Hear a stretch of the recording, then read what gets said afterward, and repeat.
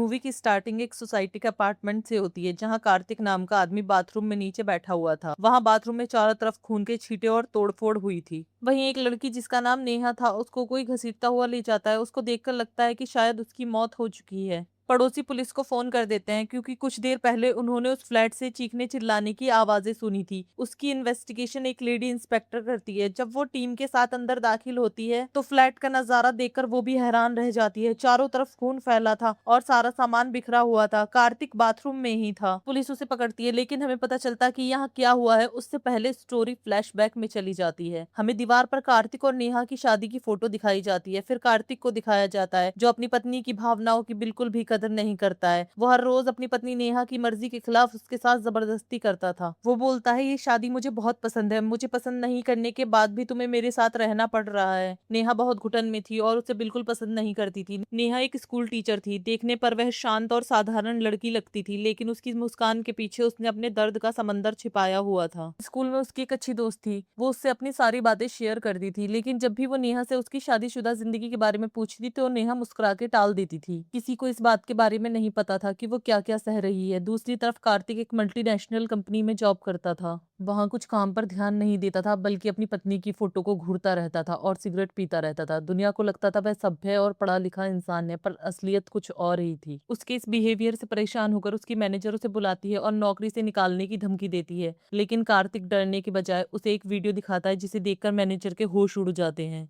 कार्तिक ने छुपकर मैनेजर की निजी जिंदगी का वीडियो बना लिया था उसको ब्लैकमेल करने के लिए। मजबूरी में मैनेजर कुछ नहीं कर पाती है। यहाँ से पता चलता है कि वो सिर्फ जुनूनी ही नहीं बल्कि मक्कार, नीच और खतरनाक इंसान है। शाम में कार्तिक अपने दोस्तों के साथ एक बार में बैठकर शराब पी रहा होता है। वहाँ एक लड़की बार बार उसके पास आकर उसे टच करने की कोशिश करती है तो कार्तिक उसे चाटा मार देता है। उसके दोस्त हैरान रह जाते हैं। उसका एक दोस्त बोलता है उसे थप्पड़ क्यों मारा। तब कार्तिक बोलता है क्या वो तेरी वाइफ है। इतने में मजाक में उसका दूसरा दोस्त बोलता है जब आदमी घर से परेशान होता है तो बाहर ऐसा ही बर्ताव करता है। ये सुनकर कार्तिक को बहुत गुस्सा आ जाता है। उसे लगता है वो उसकी वाइफ की वजह से कमेंट कर रहा है। गुस्से में बियर की बोतल अपने दोस्त के सर पर दे मारता है और उसे पीटने लग जाता है। बाकी के दोस्त उसको बचाते हैं। वहां से जाते जाते कार्तिक उनसे बोलता है अगर मेरी पत्नी के बारे में कुछ भी बोला तो अच्छा नहीं होगा। मैं एक अच्छी फैमिली से हूँ, एक ऑनेस्ट हस्बैंड हूँ। लड़ाई के बाद कार्तिक अपने घर पहुंचता है और बेल बजाता है। उसके सर में चोट लगी हुई होती है। वो लगातार दरवाजे की घंटी बजाता है लेकिन अंदर नेहा अपने मिट्टी के स्कल्पचर बनाने में बिजी थी और जानबूझकर इग्नोर कर रही थी। आखिरकार घर की नौकरानी रानी दरवाजा खोलती है। घर के अंदर आते ही कार्तिक सोफे पर बैठ जाता है और गुस्से में जोर जोर से आइस पैक मांगने लगता है लेकिन नेहा इग्नोर कर देती है। उसका ये बिहेवियर कार्तिक को और भड़का देता है। तभी रानी डरते डरते उसके पास आइस पैक लेकर आती है। रानी को डांट कर बोलता है क्या तुम्हारा नाम नेहा है जो तुम आइस पैक ले, और उसे डांट कर भगा देता है। इसके बाद कार्तिक सिगरेट जलाता है और नेहा से एस्ट्रे मांगता है। वो फिर से अनसुना कर देती है। तब कार्तिक एक घटिया चाल चलता है। वो कहता है अगर तुम अभी मेरे लिए एस्ट्रे लेकर आओगी आज रात मैं तुम्हें तुम्हारे कमरे में सोने दूंगा, वो भी अकेले। ये बात सुनते ही नेहा पागलों की तरह एस्ट्रे ढूंढने लगती है। उसका एस्ट्रे ढूंढने का पागलपन दिखाता है कि वो कार्तिक से कितना डरी हुई है क्योंकि कार्तिक हर रात उसकी मर्जी के खिलाफ उसके साथ जबरदस्ती करता था।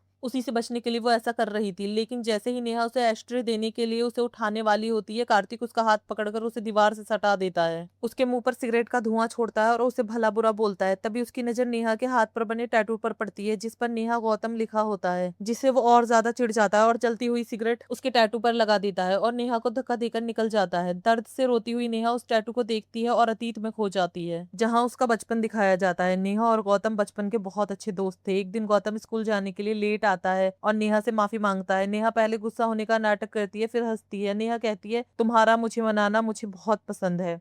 वो दोनों साथ में स्कूल जाते थे, खेलते थे। उसकी जिंदगी में कोई डर नहीं बल्कि सुकून था। उन दोनों की दोस्ती इतनी गहरी थी कि पूरा गांव हमेशा उन्हें साथ ही देखता था। लेकिन नेहा के माता पिता नहीं थे, उसकी नानी ही उसका पालन पोषण करती थी। उसकी जिंदगी में बड़ा दुख तब आता है जब उसकी नानी का अचानक देहांत हो गया। उसके बाद कहानी प्रेजेंट में आ जाती है। ये सब बातें याद करके नेहा बहुत रोती है। अगले सीन में दिखाया जाता है वो स्कूल जाने के लिए तैयार हो रही होती है और कार्तिक हर वक्त उसको घूरता ही रहता है। कार्तिक उसको जबरदस्ती खाना खिलाता है और उसके हर एक मूवमेंट को कंट्रोल करता है। वो इतना अग्रेसिव हो जाता है कि वो नौकरानी को भी मारता है। ये देखकर नेहा डर जाती है और उसकी सब बातें मान लेती है। वो नेहा को स्कूल छोड़ने जाता है। स्कूल के बाहर वो कार को लॉक कर देता है। उसके बाद वो नेहा के साथ जबरदस्ती करता है। नेहा दर्द से परेशान हो जाती है और स्कूल के वॉशरूम में जाकर रोने लगती है। उसकी दोस्त वहां आ जाती है। उसकी दोस्त जब उसे देखती है तो समझ जाती है उसके साथ जरूर कुछ गलत हो रहा है। वो उससे पूछती है क्या हुआ है। तब नेहा उसे बताती है कि कार्तिक ने उसकी जिंदगी नर्क बना रखी है। उसकी हालत इतनी खराब होती है कि उसकी उसकी दोस्त उसे डॉक्टर से दवाई दिलवाकर उसके घर छोड़ देती है। नेहा घर आती है तो कार्तिक वहाँ नहीं होता है। वो लेट जाती है और रोते रोते अपने अतीत में पहुंच जाती है, जहाँ नेहा गौतम से कहती है कि अब मेरी नानी नहीं रही तो मुझे अपने मामा जी के साथ शहर जाना होगा। अब हम ना साथ खेल पाएंगे ना स्कूल जा पाएंगे। गौतम नेहा से वादा करता है कि वो अच्छे से पढ़ेगा, बड़ा होकर वहाँ उसके लिए आएगा, कि मामा नेहा को शहर ले आते हैं। शहर आने के बाद नेहा और गौतम फोन पर बात करते रहते थे। नेहा बड़ी हो जाती है, उसे फोन करती है और बोलती है लैंडलाइन पर फोन मत किया करो, मामा जी ने देख लिया तो प्रॉब्लम होगी। गौतम कहता है बोल देना मेरा दोस्त है। नेहा बोलती है तुम सिर्फ मेरे दोस्त नहीं हो गौतम। गौतम उससे मिलने आता है और उसे खुशखबरी देता है कि उसकी फैमिली यहीं शिफ्ट हो गई है। उसके पिता की तबीयत ठीक नहीं है, शहर में अच्छे हॉस्पिटल हैं। वो बोलता है वो यहाँ सिर्फ फैमिली की वजह से ही नहीं, नेहा की वजह से भी आया है। वो दोनों एक दूसरे से बहुत प्यार करते थे। उन्होंने एक दूसरे के नाम के टैटू अपने हाथ पर बनवा लिए थे। फिर कहानी प्रेजेंट में वापस आ जाती है। यहाँ कार्तिक जब घर आता है तो सोती हुई नेहा को घूरता रहता है। नेहा उठ जाती है तो वो नेहा से बोलता है मैं तुम्हारे फेवरेट लड्डू लाया हूँ। नेहा खाने से मना कर देती है तो कार्तिक उन्हें फेंक देता है और नेहा से बोलता है तुमको एहसास भी है मुझे कितना दर्द हो रहा है। वो कहता है मुझे तुमको नहीं, अपने पिता को डांटना चाहिए, जिन्होंने कहा था शादी के बाद प्यार हो जाता है, पर कहाँ है वो प्यार। नेहा कहती है तुम मर भी जाओ तो आंसू नहीं निकलेंगे। सिगरेट से जलाने, मारने, पीटने, बिना मर्जी शरीर को छूने से प्यार नहीं होता है। तब कार्तिक कहता है क्या वो प्यार होता है जो आदमी बीच रास्ते में छोड़कर चला जाए उसके लिए रोते रहना। नेहा बोलती है गौतम मेरे साथ हो या नहीं, मैं सिर्फ उसी से प्यार करती हूँ। गौतम का नाम सुनते ही कार्तिक का मानसिक संतुलन पूरी तरह टूट जाता है। वो नेहा से बोलता है मुझे आई लव यू बोलो और कमरे में रखी कांच की बोतलें अपने सर पर फोड़ने लग जाता है। ये खौफनाक नजारा देखकर नेहा बुरी तरह घबरा जाती है और बेहोश हो जाती है। नेहा के बेहोश होते ही कार्तिक का व्यवहार एकदम से बदल जाता है। वो डॉक्टर को बुलाता है।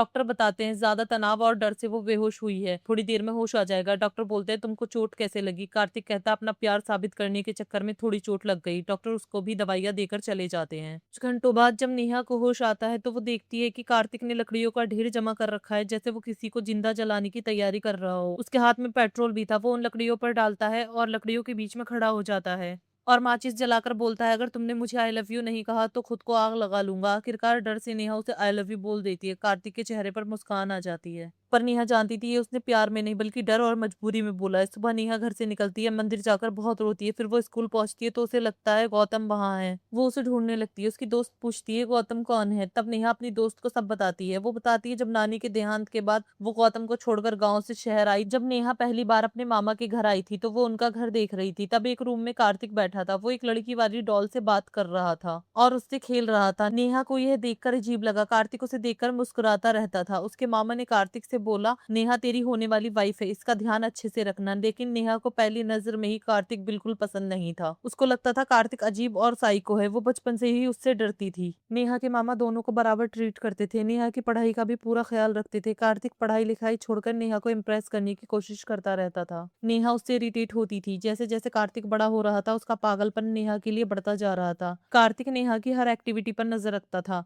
वो अगर किसी लड़के को उसके पास आते या बात करते देखता तो उस लड़के से मारपीट करता, उससे झगड़ा करता था। एक दिन गौतम नेहा को छोड़ने आता है और नेहा को हक करने को बोलता है। वो गौतम को हक करती है और अंदर चली जाती है। उस रात उसके मामा को कहीं बाहर जाना था। वो नेहा से कहते हैं घर में कार्तिक है, वो अकेली नहीं है, घबराने की कोई जरूरत नहीं है, मैं जल्दी आ जाऊंगा। नेहा मन ही मन सोचती है असली घबराने की वजह कार्तिक ही है। उसके मामा जाने से पहले खाना लगाते हैं, कार्तिक को भी खाने के लिए बोलते हैं। वो अजीब तरह से नेहा को घूरता रहता है। उसके पापा बोलते हैं रूखे चावल क्यों खा रहा है। तब वो गुस्से में थाली फेंक कर चला जाता है। रात को उसके मामा के जाने के बाद वो अपने कमरे में सो रही होती है तो उसके मोबाइल पर एक नोटिफिकेशन आता है। जब वो देखती है तो उसमें गौतम को बाहर गले लगाते हुए का वीडियो था कि होश उड़ जाते हैं। ये वीडियो किसी और ने नहीं बल्कि कार्तिक ने बनाया था। वो नीचे पानी पीने आती है तो अंधेरे में कार्तिक बाहर आता है। उसकी आंखों में खतरनाक गुस्सा साफ दिखाई दे रहा था। वो नेहा को बताता है कि उसने गौतम को बहुत पीटा है और नेहा से दूर रहने को बोला है और नेहा को धमकी देता है कि अगर वो दोबारा गौतम से मिली तो गौतम को जान से मार देगा। वो नेहा को बहुत डराता है और पूरी रात उसके कमरे के बाहर चाकू लेकर बैठा रहता है ताकि नेहा घर से भाग ना जाए। वो नेहा से कहता है कि पूरी रात सोना नहीं है, जब भी मैं तुम्हारा नाम पुकारूंगा तुमको तुरंत जवाब देना होगा। वो पूरी रात हर घंटे उसका नाम पुकारता है और नेहा डर के जवाब देती रहती है। नेहा बहुत खौफ में होती है। सुबह जब नेहा के मामा घर आते हैं, कार्तिक घर के बाहर हाथ में चाकू लेकर बैठा था। जब नेहा को पता चलता है तो नेहा कमरे से बाहर आती है और उनसे मदद मांगती है। मामा पूछते हैं कि आखिर हुआ क्या है। वो बताते हैं कि वो और गौतम बचपन से ही एक दूसरे से प्यार करते हैं, लेकिन उसके मामा की बात नहीं समझते। वो कहते हैं कि वो प्यार के खिलाफ नहीं है, लेकिन उन्होंने नेहा की नानी और कार्तिक से वादा किया है कि उसकी शादी कार्तिक से ही होगी। के बाद वो कार्तिक के बचपन की बात भी नेहा को बताते हैं कि कार्तिक बचपन में ही अपनी माँ की मौत के बाद बहुत अकेले रहने लगा था। ना कोई उसका दोस्त था, ना वो किसी से बात करता था। एक बार वो कार्तिक को खिलौने दिलाने ले गए। उसने लड़कों वाले खिलौने लेने से मना कर दिया। एक गुड़िया लेने की जिद करने लगा। उसके पिता ने उसे मना किया पर वो नहीं माना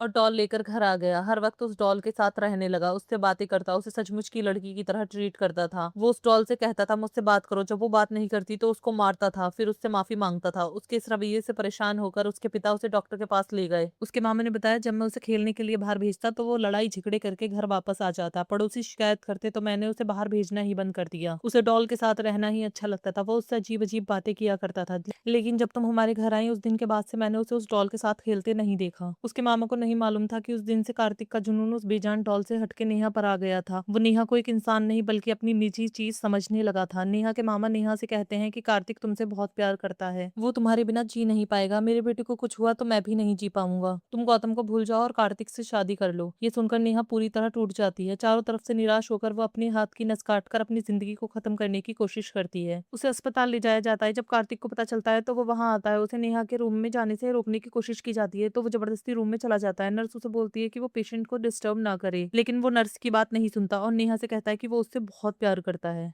नेहा और ज्यादा डर जाती है। नर्स डॉक्टर को बुला लेती है। डॉक्टर उसे तुरंत बाहर जाने को बोलते हैं तो वो बाहर जाते वक्त भगवान की तस्वीर के सामने नेहा के जल्दी सही होने की प्रार्थना करता है। लेकिन डॉक्टर जब उसे बाहर जाने को कहते हैं तो वो गुस्से में आकर नर्स और डॉक्टर को भी डराता है। हॉस्पिटल से मौका पाकर नेहा गौतम के घर के लिए निकल जाती है, लेकिन नेहा को पता चलता है कि गौतम घर पर नहीं है। पड़ोसी बताते हैं कि वो अपने पिता के इलाज के लिए काफी दिन से कहीं बाहर गए हुए हैं। ये सुनकर नेहा बहुत परेशान हो जाती है। इतने में ही कार्तिक भी उसे ढूंढता हुआ वहां आ जाता है और जबरदस्ती करके उसे घर ले जाता है। अब घर आकर वो अपने पिता को भी मारता है। वो बोलता है नेहा शादी नहीं करेगी तो वो उनको भी मार देगा। नेहा डर जाती है और आखिरकार शादी के लिए हाँ कर देती है। अब कहानी प्रेजेंट में आ जाती है जहाँ वो अपनी दोस्त को बता रही थी कि किस तरह उसकी शादी हुई और वो हर रोज कार्तिक का टॉर्चर सह रही है। जब वो रात को घर पहुंचती है तो कार्तिक फिर से उसके गले लगने की कोशिश करता है, लेकिन नेहा उसे धक्का दे देती है और कहती है कि अगर उसने उसे हाथ लगाने की कोशिश करी तो वो खुद को खत्म कर देगी। जब वो ऐसा कहती है तो कार्तिक उसे दूर से देखता रहता है और उसकी हिम्मत नहीं होती नेहा को छूने की। इस बात से कार्तिक बहुत ज्यादा दुखी होता है और शराब पीता है। नेहा उसे देखती है और कुछ नहीं बोलती। अगली सुबह जब कार्तिक उठता है तो नेहा घर में नहीं होती। नौकरानी बताती है कि जब वो आई तो नेहा घर में नहीं थी। कार्तिक उसको फोन करने लगता है पर उसका फोन भी नहीं लगता है। नेहा के अचानक गायब होने के बाद कार्तिक पूरी तरह बौखला जाता है। वो नेहा के स्कूल पहुंचता है। वहां नेहा की दोस्त से पूछता है कि नेहा कहाँ है। नेहा की दोस्त बहुत शांत आवाज में जवाब देती है कि वह उसका पति है। ये सवाल मुझसे नहीं बल्कि तुम्हें खुद से पूछना चाहिए। ये जवाब सुनकर कार्तिक को गुस्सा आता है। वो नेहा की दोस्त का मोबाइल चेक करता है लेकिन उसे कुछ क्लू नहीं मिलता है। स्कूल में कुछ स्टूडेंट उसकी अजीब हरकतों को देखकर उसका वीडियो रिकॉर्ड करना शुरू कर देते हैं। कार्तिक उनके सामने हाथ जोड़कर एक सीधा साधा इंसान, बेचारा इंसान बनकर बोलता है कि वो सिर्फ अपनी वाइफ को ढूंढना है। वो सबसे रिक्वेस्ट करता है कि उसकी वाइफ जहाँ कहीं भी मिले उसे इन्फॉर्म कर दे। इसके बाद वो पूरे शहर में नेहा को ढूंढना शुरू कर देता है। वह railway station, bus stand, park, अस्पताल, यहाँ तक कि उन जगहों पर भी जाता है जहाँ नेहा जाया करती थी, पर उसके हाथ निराशा ही लगती है। धीरे धीरे दिन बीतने लगते हैं लेकिन नेहा का कोई पता नहीं चलता है। अब कार्तिक की हालत दिन ब दिन खराब होने लगती है। नेहा के जाने के बाद कार्तिक पूरी तरह टूट जाता है। शराब पीता रहता है और नशों में डूबा रहता है। इधर उधर उसे ढूंढता रहता है। एक रात वो शराब के बहुत ज्यादा नशे में खुद को चोट पहुंचाता है और गलती से दूसरी बिल्डिंग में पहुंच जाता है। नीचे बैठकर रोता है और बोलता रहता है आखिर मैंने ऐसा क्या किया कि तुम मुझे छोड़कर चली गई। बोलता है हजारों मैसेज कर चुका हूँ सॉरी के। उसे रोता देखकर एक आदमी पूछ लेता है आप रो क्यों रहे हैं, आपके खून निकल रहा है, आप ठीक तो हैं, आपको कोई मदद चाहिए। लेकिन कार्तिक उससे अजीब अजीब सवाल पूछने लगता है। वो कहता है क्या तुम्हारी पत्नी ने कभी तुम्हें गले लगाने पर खुद को नुकसान पहुंचाने की धमकी दी है। कार्तिक की बातें सुनकर वो हैरान रह जाता है और कहता है कि आप जिस नेहा की बात कर रहे हैं उस नाम की महिला इस बिल्डिंग में रहती ही नहीं है। ये सुनते ही कार्तिक अपना आपा खो बैठता है। उस आदमी को पीटने लग जाता है। दूसरा आदमी आकर उसे बचाता है। तब कार्तिक को भी एहसास होता है कि वो गलत बिल्डिंग में आ गया है। वो उसको सॉरी बोलकर वहां से निकल जाता है। दूसरी तरफ उसकी मानसिक हालत लगातार बिगड़ती जा रही थी। एक दिन कोई दरवाजा खटखटाता है तो उसे लगता है नेहा वापस आ गई है। वो जल्दी से दरवाजा खोलता है लेकिन उसके सामने नौकरानी होती है। उसके बाद कार्तिक शराब पीने लग जाता है और मेड अपना काम कर रही होती है। काम करते वक्त कार्तिक उसे अजीब नजरों से देखने लग जाता है। मेड भी उसकी नजरें समझ जाती है और उसके पास आ जाती है और कुछ देर बाद वो दोनों करीब आ जाते हैं। मेड बोलती है अगर आप मुझसे इतना ही प्यार करते थे तो मुझे पहले क्यों नहीं बताया। कार्तिक उसका गला पकड़ता है और थप्पड़ मारकर बोलता है कि तुमसे प्यार क्यों करूंगा। मेड उसे हटाती है और वहां से चली जाती है। कार्तिक और पागल होकर घर में तोड़फोड़ करने लगता है। वो कबर्ड के कपड़े निकालकर फेंकने लगता है और बोलता है तुम्हें क्या लगा था तुम कबर्ड में छुप जाओगी और मैं तुम्हें ढूंढ नहीं पाऊंगा। वो कबर्ड से उस बचपन वाली डॉल को बाहर निकालता है और फिर उसके गले में फंदा डालकर उसे लटका देता है और गुस्से में उस डॉल की कमर में चाकू घोंप देता है और उससे बातें करता है। वो बोलता है आखिर तुम और गौतम प्यार के बारे में जानते ही क्या हो। इस दुनिया में कोई भी तुम्हें मुझसे ज्यादा प्यार नहीं कर सकता। सकता। तभी गेट खुलता है और नेहा वहां आ जाती है। वो जल्दी से डॉल को फंदे से हटाता है और बोलता है, मैं बस अपनी बचपन की दोस्त से बात कर रहा था। वो नेहा से बोलता है, तुम कहाँ चली गई थी, देखो मेरा क्या हाल हो गया है। लेकिन इस बार नेहा की आंखों में डर नहीं, नफरत दिखाई दे रही थी। वो कहती है, तुमसे बोला था ना मुझे हाथ लगाने की कोशिश भी मत करना। कार्तिक कहता है, तुम्हारा पति हूँ। नेहा कहती है, मैं तुम्हें पसंद नहीं करती हूँ, मैं सिर्फ गौतम से प्यार करती हूँ। जैसे ही कार्तिक गौतम का नाम सुनता है, उसके अंदर का जानवर पूरी तरह बाहर आ जाता है। वह अपना आपा खो देता है, गुस्से से पागल हो जाता है। उसके दिमाग में एक ही बात गूंज रही थी कि नेहा उससे नहीं बल्कि गौतम से प्यार करती है।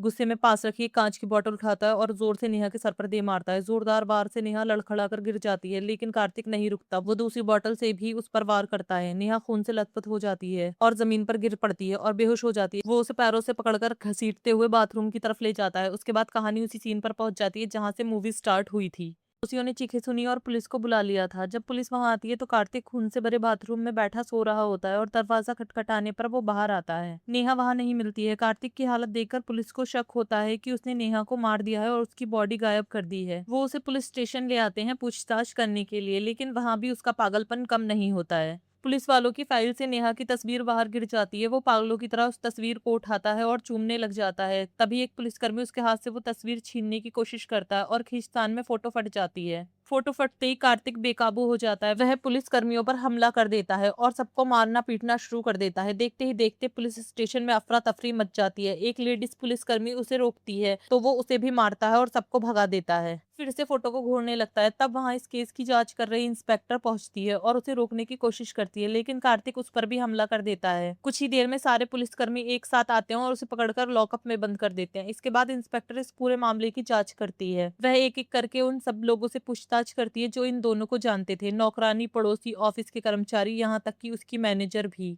वो कार्तिक के पिता के पास भी जाती है। वो कार्तिक के पिता को सब बताती है। वो कहते हैं, ये मेरी ही गलती है, मुझे लगा था वो सुधर जाएगा। नेहा को कार्तिक ने नहीं, मैंने मारा है, उसकी शादी कार्तिक से करवाकर। सब लोगों की कहानी एक जैसी थी। सभी बताते हैं कि कार्तिक एक खतरनाक, जुनूनी और साइको इंसान था। उसकी मानसिक स्थिति ठीक नहीं थी। अब ये साबित हो जाता है कि कार्तिक आदर्श पति नहीं बल्कि एक ऐसा इंसान था जो अपनी पत्नी को डरा धमका के पागलपन दिखाकर अपने पास रखना चाहता था। सारे सबूत उसके खिलाफ थे। मामला अदालत में पहुंचता है। अदालत कार्तिक की मानसिक स्थिति और उसके खिलाफ मौजूद सबूतों को देखते हुए जज फैसला सुनाती है कि उसे जेल की बजाय मेंटल असाइलम भेजा जाए, जहां वो अपनी सजा भी काटेगा और उसका इलाज भी हो जाएगा। उसे मेंटल हॉस्पिटल भेज दिया जाता है। वहां उसे थेरेपी दी जाती है। उसके बाद भी वो नर्स को भी अजीब नजरों से देखता रहता है। अब कार्तिक से मिलने इंस्पेक्टर मेंटल असाइलम में जाती है। कार्तिक उसे देखते ही कहता है, मैंने नेहा को नहीं मारा है। इंस्पेक्टर उसे कुछ ऐसा बताती है जिसे सुनकर कार्तिक के पैरों तले जमीन खिसक जाती है। वो बताती है, नेहा जिंदा है। ये सुनकर कार्तिक की आंखें फटी की फटी रह जाती हैं। उसको यकीन नहीं हो रहा था, लेकिन इंस्पेक्टर चित्रा अब उसे वो सच बताती है जिससे पूरी कहानी ही बदल गई थी। वो उसे बताती कि वो बस एक इंस्पेक्टर ही नहीं बल्कि गौतम की दोस्त भी है। जब गौतम मुंबई से लौटा और उसे पता चला कि नेहा की शादी कार्तिक से हो गई है, तो वो समझ गया मजबूरी में उसने ऐसा किया है और वो उससे मिलने स्कूल आता है, बस ये पता करने के लिए कि नेहा खुश है या नहीं। उस दिन जब नेहा ने गौतम को स्कूल में देखा था तब वो उससे मिलने आया था। उस दिन वो अपने बारे में जब अपनी स्कूल की दोस्त को सब बताती है, वहाँ गौतम और लेडीज इंस्पेक्टर गौतम की दोस्त भी मौजूद थी। वो कार्तिक को बताती है कि नेहा का अचानक गायब होना एक सोची समझी प्लानिंग थी। उन्होंने जानबूझकर नेहा को एक सुरक्षित जगह पर छुपा दिया था। उन्हें मालूम था जिस दिन नेहा कार्तिक की पहुंच से दूर हो जाएगी उसी दिन उसका असली चेहरा दुनिया के सामने आएगा। और वही हुआ। नेहा के गायब होते ही उसका मानसिक संतुलन और खुद पर से जो थोड़ा बहुत कंट्रोल था वो भी खत्म हो गया था और खुद ही उसने अपने पागलपन के सबूत हर जगह दिए। उसने बताया, एक हफ्ते बाद जानबूझकर नेहा को उसके सामने भेजा गया था ताकि वो अपने आप पर काबू न रख पाए, और जैसे ही उसने हमला किया उनकी योजना का आखिरी हिस्सा भी पूरा हो गया। नेहा गंभीर रूप से घायल हुई थी लेकिन वो मरी नहीं थी। कार्तिक के नशे में बेहोश हो जाने के बाद उसकी स्कूल की दोस्त वहां पहुंचती है और उसे वहां से निकालकर सुरक्षित जगह पहुंचा दिया जाता है। ये सिचुएशन बनाई गई थी ताकि ये दिखाया जा सके कार्तिक ने उसका मर्डर किया है। वो बताती है, जज को भी उन्होंने सारा सच बता दिया था। कार्तिक की स्थिति देखते हुए जज ने नेहा को एक तरफा डाइवोर्स भी दे दिया। तभी वो अपने मोबाइल में एक वीडियो चलाती है और कार्तिक को दिखाती है कि नेहा और गौतम साथ में कितने खुश हैं। बरसों बाद नेहा के चेहरे पर वही खुशी और सुकून था। इंस्पेक्टर उससे बोलती है, प्यार का मतलब कैद नहीं बल्कि जिससे प्यार करो उसकी खुशी होता है। इंस्पेक्टर वहां से चली जाती है। तभी कार्तिक की नजर एक फर्श पर पड़ी डॉल पर जाती है जो उसकी बचपन वाली डॉल जैसी थी। वो उसे देखकर मुस्कुराता है, धीरे धीरे उसके पास जाता है और उसे उठा लेता है। उसे नेहा नेहा कहकर पुकारने लग जाता है और यही मूवी एंड हो जाती है। ये कहानी हमें सीख देती है कि हम जबरदस्ती किसी से भी प्यार नहीं करवा सकते। प्यार कैद नहीं बल्कि आजादी देता है। और यहाँ कार्तिक के पिता की भी बहुत बड़ी गलती रही। अपने बेटे की मानसिक स्थिति जानते हुए भी उन्होंने बचपन से उसके दिमाग में ये डाला कि नेहा से ही उसकी शादी होगी। बेटे के मोह में आकर उन्होंने नेहा की भी जिंदगी बर्बाद कर दी। हर इंसान को अपनी जिंदगी अपनी मर्जी से जीने का हक है। हमें किसी पर भी अपनी मर्जी नहीं थोपनी चाहिए। और जब कोई ऐसा इंसान हो तो उसे इलाज की ज़रूरत होती है, ना कि शादी की। अगर आपको ये वीडियो पसंद आई हो तो कमेंट में ज़रूर बताएं और वीडियो को लाइक और चैनल को सब्सक्राइब करना ना भूलें।